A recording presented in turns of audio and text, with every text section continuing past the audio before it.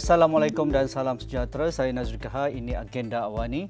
Selepas pasca mesyuarat M10 beberapa hari lalu, Perdana Menteri dan juga Menteri Ekonomi menjelaskan bahawa kerajaan akan menyediakan satu naratif ekonomi madani, iaitu yang dipanggil dokumen reformasi ekonomi yang akan dibentangkan ataupun diberikan kepada umum pada Ogos 2023. Dan apa yang dikatakan tentang naratif ekonomi madani ataupun dokumen reformasi ekonomi ini banyak juga sudah pun kita bincangkan berkaitan bagaimana negara perlu bergerak ke hadapan dalam mendepani isu kelembapan ekonomi, dan apa yang lebih parah lagi apabila kita memiliki satu jumlah fiskal ataupun sistem kewangan ataupun monetary yang begitu ketat ataupun yang begitu sedikit untuk kita reform kerana jumlah hutang kita sudah mencapai lebih 1 trilion ringgit.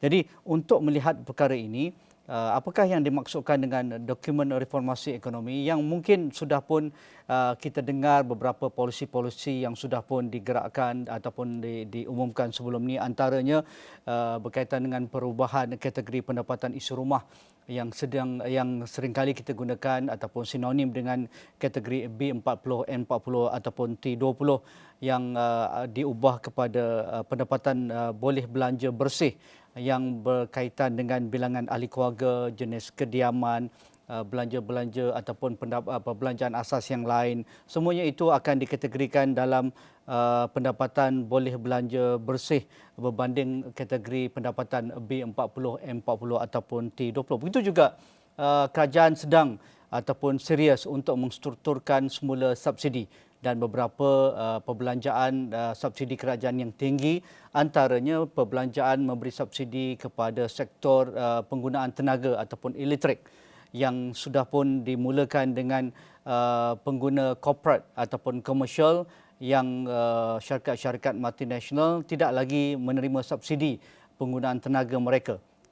Dan begitu juga bagi kelompok kelas tinggi ataupun T20, mereka perlu membayar lebih ataupun membayar mengikut rate semasa TNB apabila mereka menggunakan elektrik di rumah, dan juga beberapa polisi-polisi yang sedang dikaji berkaitan subsidi minyak dan juga petrol dan seumpamanya.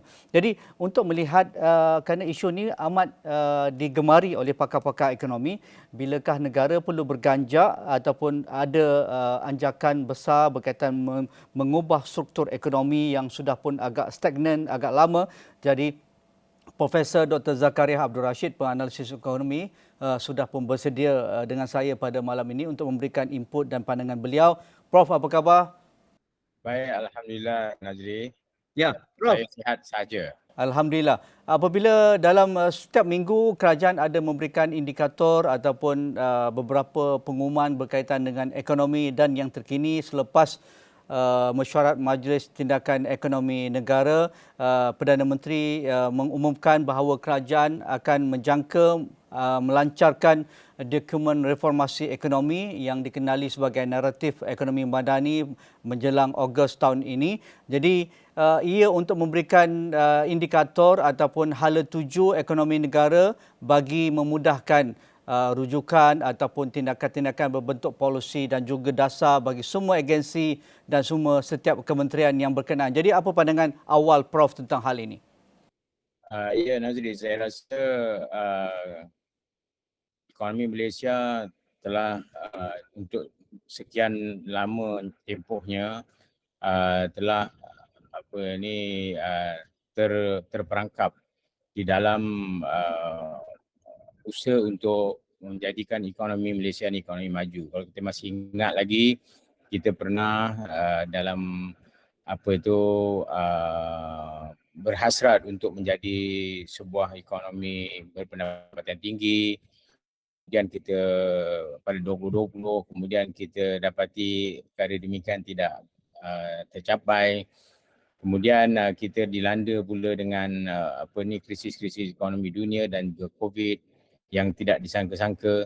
Ya. Jadi perkara-perkara sedemikian semua telah menyerlahkan pada hakikatnya bahawa perkara fundamental yang kita hadapi ialah berkait dengan struktur ekonomi atau struktur ekonomi kita yang tidak boleh bertindak balas dengan tangkas. Yep. Apabila berlaku sesuatu perubahan sama ada dalam ekonomi sendiri, ekonomi domestik ataupun ekonomi luar.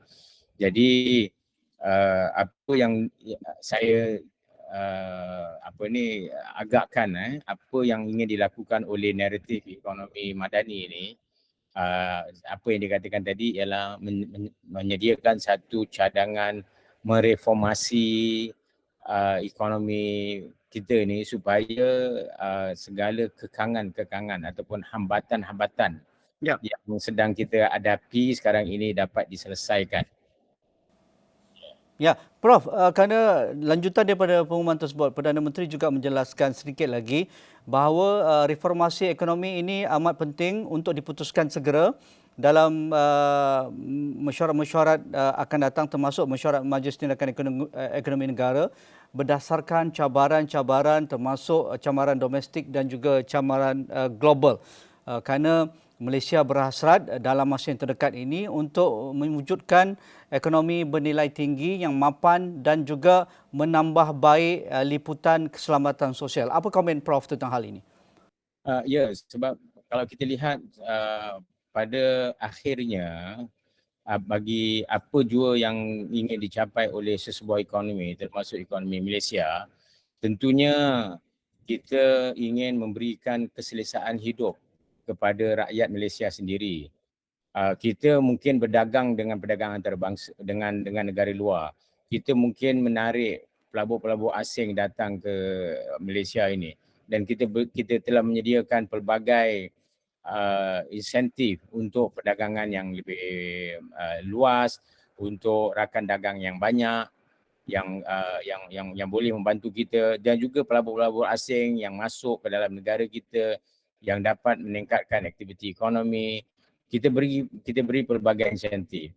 Tetapi setelah berbuat demikian, matlamat asasnya ialah bukan untuk memberikan, bagi saya lah, bukan untuk memberikan kesenangan kepada pelabur asing semata-mata. Bukan untuk memberikan insentif ataupun galakkan supaya negara-negara asing menjadi lebih maju. Kalau itu berlaku, itu hanya incidental. Tetapi apa yang pentingnya ialah memberikan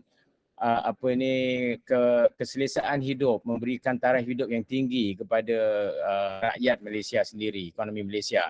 Jadi sebab itu kita seringkali dalam perbahasan kita berkenaan dengan ekonomi berpendapatan tinggi, kita bukan semata-mata hendakkan GDP growth yang tinggi, kita bukan hendakkan kita punya per capita income ataupun GDP per capita yang tinggi, tetapi kita hendak apa? Kita hendak yang pendapatan isi rumah kita juga mesti turut sama tinggi. Tetapi yang itu kita dapati tidak berlaku. Jadi ramai yang merasa kecewa sebab pelabur asing mungkin telah mendapat manfaatnya. Mereka mendapat keuntungan, tetapi kesejahteraan rakyat pengguna terutamanya, dan bila kita rujuk pada pengguna ni, yang paling besar sekali ialah B40, M40 ini kan. Sekarang ni telah ataupun sedang menghadapi satu, saya boleh katakanlah hampir-hampir kepada krisis kesejahteraan lah. Sebab kalau kita lihat tadi, kita ada misalnya katakan tahap pendapatan wajar. Dan kita dapati bahawa hampir-hampir dekat 70% daripada isi rumah kita dapati tidak dapat berbelanja secara wajar. Jadi itu adalah satu perkara yang amat menyedihkan lah. Jadi makna dia macam mana nak mengatasi masalah ini, dia banyak berkait. Masalah gaji, masalah productivity, masalah kemahiran pekerja. Dan kalau ini semua tidak dapat kita dapati, kita cuba nak atasi. Tapi tak boleh kerana dia juga dibelenggu oleh subsidi yang terlalu banyak. Jadi subsidi ini menyebabkan kita punya daya saing kita menjadi semakin tumpul.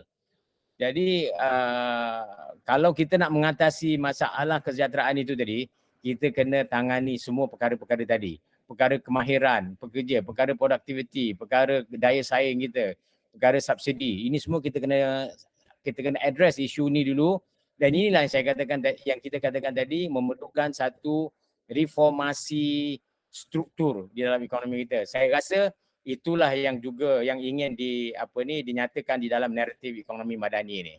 Okey, bagi Prof, untuk mewujudkan ataupun beralih kepada reformasi struktur ekonomi ini, di mana keutamaannya? Tapi Prof tadi dah listkan, senaraikan begitu banyak perlu direform ataupun diberikan tumpuan strukturalnya perlu diubah. Jadi di mana keutamaannya? Adakah labor market reforms dari sudut productivity ataupun dari sudut efisiensi berkaitan dengan ekonomi kita, begitu juga dari sudut subsidi reform. Di mana kita nak mula ni? Di mana kita nak mula? Kerana begitu banyak struktur ekonomi kita ni perlu diubah. Itulah saya katakan tadi, Nazri. Kita telah terjebak ataupun terperangkap di dalam satu masalah yang sangat rumit. Kerana perkara-perkara ini semua saling berkait. Kalau di mana nak dimulakan dulu ni, saya pun rasa agak sukar untuk menyatakan yang mana datang dulu, yang mana datang kemudian. Tapi walau bagaimanapun, perkara-perkara yang kita nak lakukan ini, ataupun reformasi struktur yang kita nak lakukan ini, dia sebenarnya adalah langkah-langkah yang tidak popular. Betul. Jadi kesediaan kerajaan, terutama kerajaan madani, kesediaan kerajaan untuk di satu pihak untuk menangani isu politiknya, dan keduanya untuk address isu-isu tentang struktur ekonomi ini. Dan mesti ingat juga, kalau kita tak lakukan perkara reformasi ini dan kita biarkan begitu saja, pesaing-pesaing kita di luar sana, kalau mereka melakukan sesuatu, saya yakin mereka akan lakukan sesuatu. Misalnya katakan Vietnam, Indonesia, di rantau ini, Filipina, dan juga di negara-negara lain juga, India, Pakistan, ke negara-negara yang lebih mundur pada kita, mereka sedang melakukan melakukan reformasi seperti ini. Kalau kita tidak lakukan kerana kita takut risiko politiknya di dalam negara, negara sendiri, kalau kita tak lakukan, apa yang saya nak sampaikan ialah kita akan semakin melemahkan struktur ekonomi kita.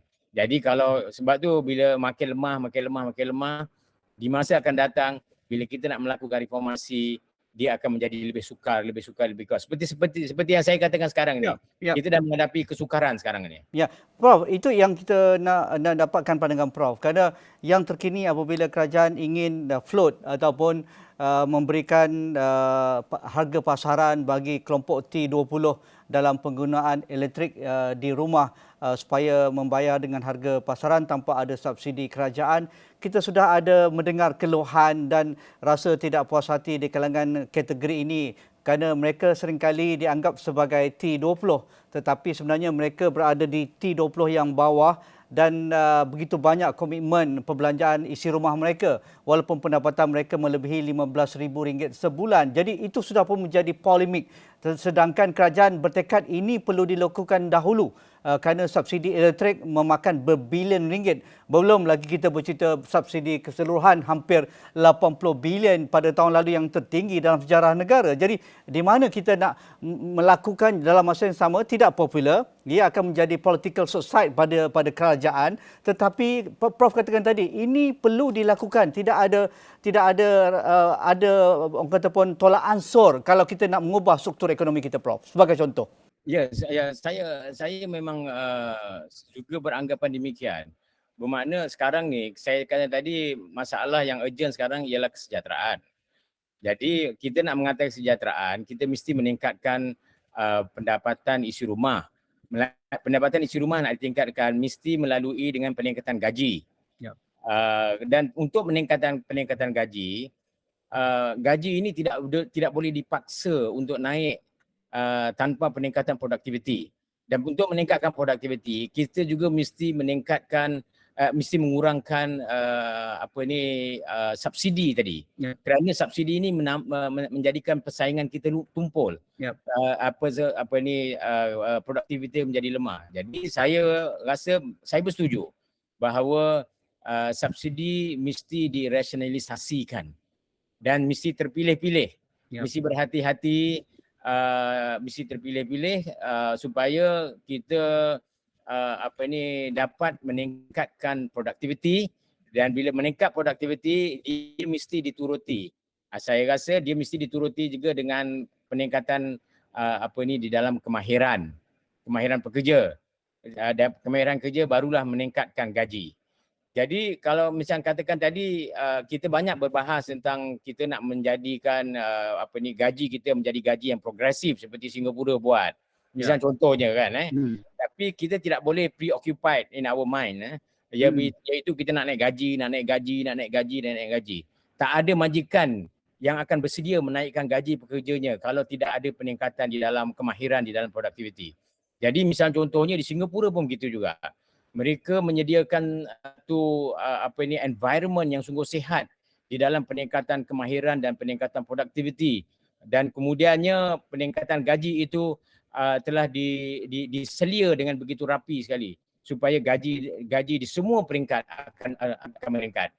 Jadi makna bagi saya fikir peningkatan di dalam produktiviti yang mesti dilakukan dengan rasionalisasi subsidi yang tadi saya kata tadi, sama ada subsidi yang kita pilih yang betul-betul, subsidi yang bersasar-sasar sangat yang kita kena tumpukan, dan ini Nazri perubahan struktur ini mengambil masa. Dan mungkin di sini agaknya kerajaan mungkin saya rasa pun tak ada kesabaran dalam hal ini, agaknya mungkin sebab dia ataupun rakyat pun sendiri tidak sabar kerana dia nak melihat hari ini buat besok jadi. Tapi tak mungkin begitu kerana ini adalah struktur.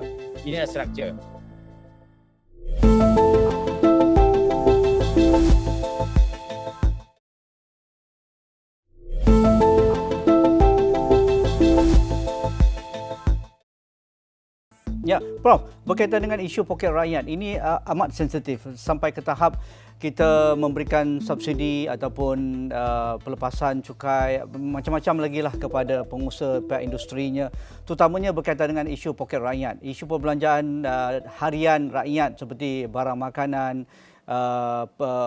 pembayaran utiliti dan sebagainya. Tetapi jumlah subsidi ke dalam kategori ini amat besar. Sampai ke tahap kita marahlah ataupun kita akan rasakan semua kerajaan perlu intervene, seperti isu kawalan harga pasaran, harga barangan keperluan asas seperti gula, seperti tepung, ayam, beras dan sebagainya. Di mana jalan win-win ataupun jalan tengah untuk beralih kita mengubah kepada reformasi struktur ekonomi ini? Kerana pasaran suka dibebaskan, mereka tak suka dikawal. Terutamanya barang yang boleh dinaikkan ketika musim perayaan ataupun ketika permintaan tinggi. Tetapi nampaknya kerajaan terpaksa bersedia untuk membayar lebih banyak subsidi ataupun mengekalkan subsidi sedia ada untuk meringankan beban rakyat, kerana itu akan menjadikan kerajaan popular. Seringkali kerajaan akan terperangkap dalam hal itu.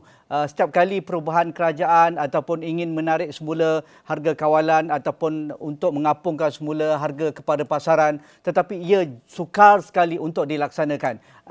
Apa pandangan Prof? Ya, saya rasa kerajaan dia dibentuk oleh ahli-ahli politik. Kabinet dibentuk oleh ahli politik, dan ahli-ahli politik ini dia kebanyakannya ialah lebih cenderung untuk memastikan bahawa kuasa sentiasa ada pada dia. Jadi saya rasa kita perlukan satu keinsafan yang tinggi lah. Itu makna dia walaupun kerajaan suka memberi subsidi, kerana subsidi ini adalah satu langkah yang boleh mempopularkan kerajaan yang ada pada ketika mana-mana pun lah, pada ketika ini ke pada ketika pemerintahan dulu pun begitu juga. Tetapi sebab tadi kita perlu adakan kesiapan yang tinggi bahawa subsidi yang dibagi ini ataupun katakan kita memulakan rakyat, memanjakan rakyat begitu. Maksud rakyat di sini termasuklah pengguna dan juga orang-orang korporat. Kita beri seperti ini, kita telah merosakkan struktur. Ya. Kita telah menjadikan orang-orang ramai semua menjadi tidak cekap, tidak efisien di dalam penggunaannya. Jadi kalau sekali damage seperti ini dah berlaku, memang dah berlaku pun sebenarnya. Ya. Kalau damage seperti ini dah berlaku dan agak sukar, kerana macam contohnya kalau kita nak menarik balik subsidi, ini adalah satu langkah yang sukar dilakukan. Cuba bayangkan kalau katakan kita nak menarik balik LPG. Cuba bayangkan kalau kita nak menarik balik subsidi ke atas beras ataupun subsidi ke atas RON 95. Ini agak-agak sukar sekali. Tapi percayalah satu hari nanti kita dah tak kisah, tak ada subsidi pun tak apa, asalkan gaji kita boleh menampung. Ya. Kalau gaji kita boleh menampung tak apa. Jadi bermakna langkah yang terbaik ialah apa yang Nazri kata tadi, kita kembalikan kepada kuasa pasaran. Iaitu tapi bukan masa sekarang, masa akan datanglah bila sampai masanya, iaitu biarkan kuasa pasaran menentukan segala-galanya, dan ini akan menjadikan pekerja kita menjadi lebih mahir, menjadi lebih produktif, gaji kita menjadi baik, pendapatan isi rumah kita tinggi, dan kita boleh berbelanja secara lebih bermaruah. Dan kita tidak perlu lagi mengharapkan daripada subsidi-subsidi seperti ini. Dan ini yang kita impikan dah beberapa tahun yang lama. Jadi bermakna keinsafan ini perlu ada. Dan casualty-nya, kalau katakan ditakdirkan bahawa kita tidak popular dari segi politik, adakah kita bersedia melakukannya? Jadi demi memulihkan struktur ekonomi, demi memberikan keselesaan hidup kepada rakyat di dalam jangka panjang. Di dalam jangka panjang kita nak pada 2030, kita nak 2045, 2050 nanti gitu. Jadi kita tidak boleh tidak, kita terpaksa melakukan seperti itu. Sebab itu kalau kita lihat di negara-negara maju, contohnya di rantau ASEAN ini, di Singapura lah misalnya katakan. Mereka tak kisah subsidi mereka sikit, tapi gaji mereka cukup dapat menampung perbelanjaan-perbelanjaannya, dan mereka mempunyai taraf hidup yang tinggi. Jadi subsidi sebenarnya saya kata tadi memang menjadi beban kepada kita. Bukan sahaja memberi beban kepada keuangan kerajaan persekutuan yang ada sekarang ni yang mengalami defisit yang berpanjangan kan, tetapi menjadi beban, maksud saya ni hambatannya ialah produktiviti kita tidak boleh meningkat. Exchange rate kita semakin melemah. Jadi kalau kita nak pulihkan itu semua, saya fikir kuncinya ada di situ, iaitu kita mesti menjadikan ekonomi kita menjadi lebih efisien, dan tidak boleh tidak kita mesti lakukan perubahan struktur ini. Dan saya harap naratif reformasi madani ini, saya harap kerajaan mempunyai keberanian yang tinggi supaya ia dapat dilakukannya. Ya, bagi kelompok yang wajar dibantu subsidi bersasar, subsidi terpilih ini, apa bentuk tindakan yang Prof rasakan perlu dilaksanakan dengan segera? Saya rasa buat masa sekarang ini yang segeranya maknanya dalam jangka pendek. Jadi masalah kesejahteraan, masalah kepayahan hidup yang dialami oleh isi rumah, masalah misalnya katakan pekerja-pekerja yang keluar daripada universiti, yang tidak mendapat pekerjaan, yang setimpal dengan kelulusan mereka, lepas tu gaji mereka yang terlalu rendah kan, supaya ini perlu kita address dulu. Dan begitu juga tentang mereka yang berpendapatan sangat-sangat rendah sekali. Misalnya katakan kerja, kalau pasal saya sangat biasa dengan pasaran buruh. Misalnya katakan bagi mereka yang bekerja sebagai tukang cuci misalnya kan, ataupun mereka yang jadi sebagai security guard. Mereka ini semua bilangannya ramai. Begitu juga pekerja-pekerja di dalam sektor-sektor food and beverages. Yang ini pekedai-pekedai runcit, yang pekedai-pekedai makan. Mereka ni semua adalah yang mempunyai pendapatan isi rumah yang sangat-sangat rendah, dan yang ini perlu dibantu. Cuba bayangkan mereka bukan terpaksa membuat, bukan saja mereka dalam B40 pun, M50 pun, mereka terpaksa melakukan dalam isi rumah tu 2-3 pekerjaan untuk menampung gaji supaya mereka dapat berbelanja. Jadi adakah Prof perlu mencadangkan bahawa subsidi itu mesti pelbagai bentuknya, bukan hanya cash assistance, tetapi dengan bersasar dan terpilih itu mengikut pendapatan isi rumah ataupun boleh belanja isi rumah, kerana keperluan mereka pelbagai. Adakah begitu Prof? Ya, jadi kita sedang menunggu. Kita sedang menunggu padu tadi. Iaitu apabila padu dilaksanakan, apabila data-data tu dapat ditunjukkan kepada kita bahawa yang katakan P10, P20 ni, apa sebenarnya krisis kesejahteraan yang mereka sedang hadapi, ataupun yang di dalam bandar-bandar besar seperti misalnya katakan Ipoh, Penang, Johor Bahru, Kuantan, Kota Baru, Kuala Terengganu, ataupun di Sabah, di Kota Kinabalu dan di Kuching.